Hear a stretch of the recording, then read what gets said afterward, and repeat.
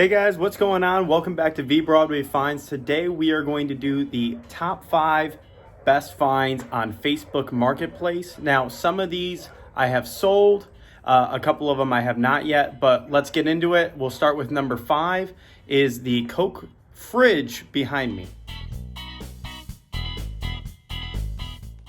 So number 5 on the list is this Philco 1952 Coca-Cola fridge. Now somebody went to a lot of effort to hand design the fridge. I found it on Facebook Marketplace about 2 months ago for $100. Give you a look at the inside. So I found this for $100 on Facebook Marketplace. It does turn on and it does run, but not well.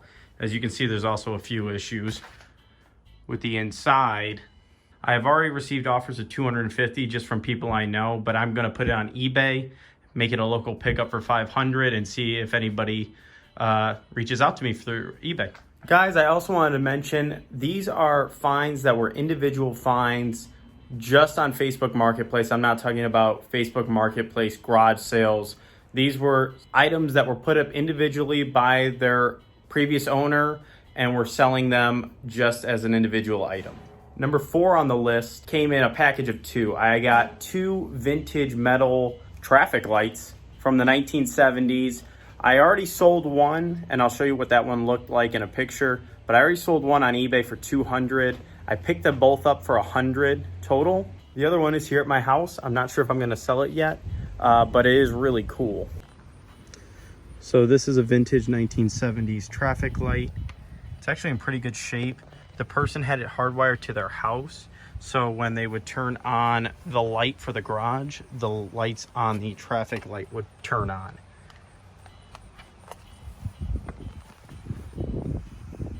Can't see it, but that's a number 4. This is a normal one. And this is an arrow for the red.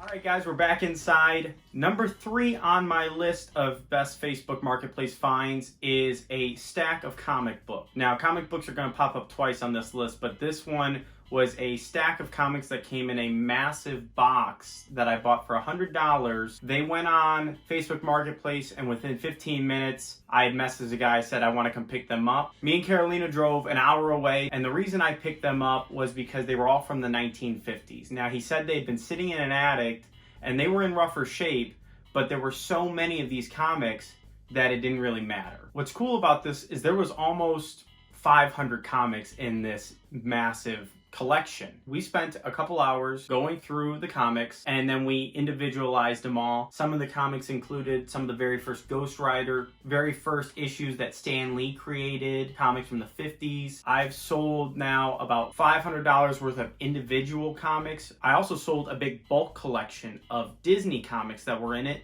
immediately for $300 to one person. I made $300 instantly off the deal, and then I have been progressively getting rid of those comics. Number 2 on my list is something I actually regret selling. The item I regret selling is the Beatles Blue Box Set. It was from the 1970s. It was every Beatles album and a special rarity album that came in this individual box set. Me and Carolina found this by accident. We were moving into a new house. She had found a dresser that she wanted to buy, and I told her I would go with her. The person asked if there was anything else we were interested in the house, and I saw a stack of records. Thinking I had no business even looking at these records, I asked him how much you wanted for them all. The person said he just wanted to get rid of them. I told him I had $70 on me. That was all I had.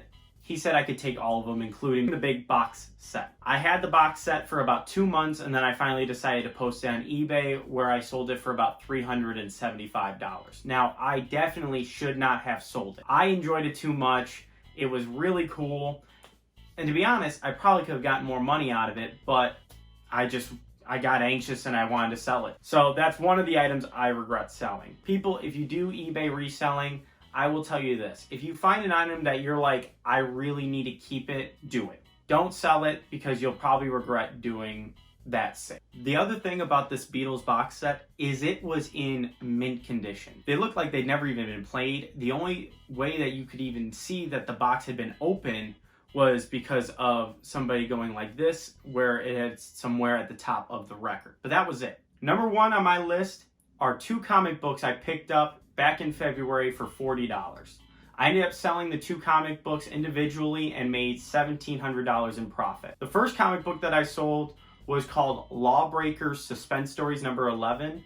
Now, I did my research on it after I picked it up, and it turns out it's on the top 50 list of greatest horror comics to own because the villain in it cuts off all the tongues of the victims. It's very explicit.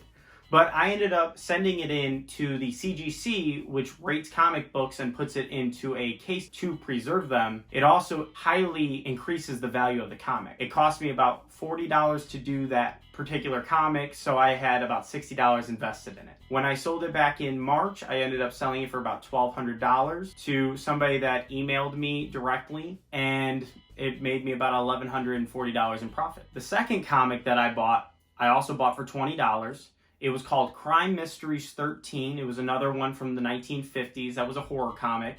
I sent that one into the CGC as well, and I ended up selling it to somebody on eBay for about $550. Now, after eBay took all their fees out and everything like that, and with my fees added in, I made about $475 on that comic. One of the things I will say is I did not know a lot about comics at this point. I had only bought a few comics prior to that in a big stack, but when I saw these comics on Facebook, I did a little bit of my research. I was able to find the one was worth, at that point, $100. Now, if you go on eBay and you look up Lawbreakers Suspense Stories number 11, there's a few of them on there for about $6,000.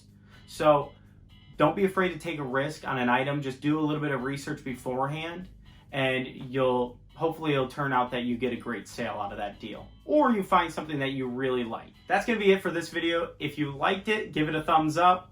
Subscribe to the page. We're going to do more videos like this, and we'll see you on the next one.